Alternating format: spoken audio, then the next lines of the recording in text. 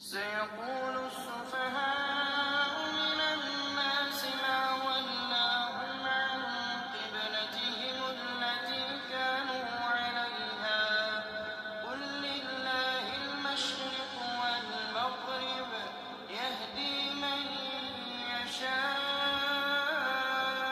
إلى صراط مستقيم. وكذلك